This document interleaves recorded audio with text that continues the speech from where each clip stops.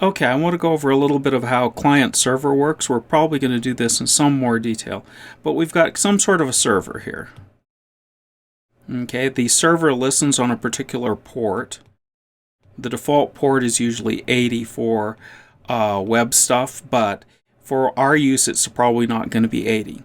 Now, the server has an address, in this case 127.0.0.1. That's its local address to itself, but it could have another address, like 192.168.0.44. That's the address of my laptop on my local network. And so we've got some sort of a code running over here that is our B server.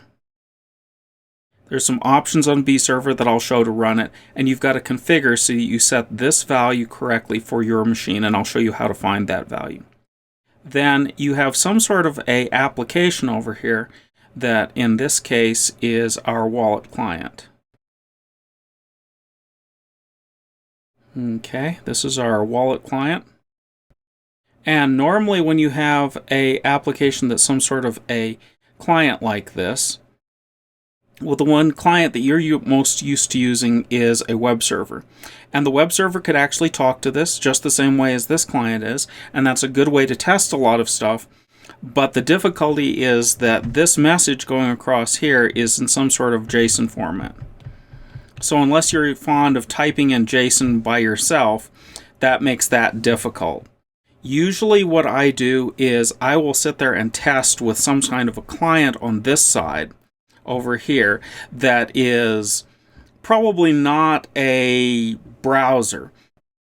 The things that I normally test with are wget and curl, that are command line clients that I can send in files to test some sort of a service.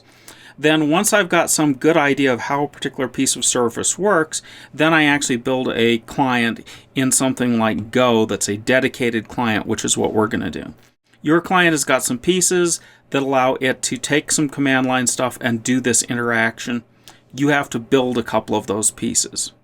Key to this is going in and looking at this client and saying, okay, I know how this works at the command line, but now I'm going to actually send it across this wire and make this piece work over here.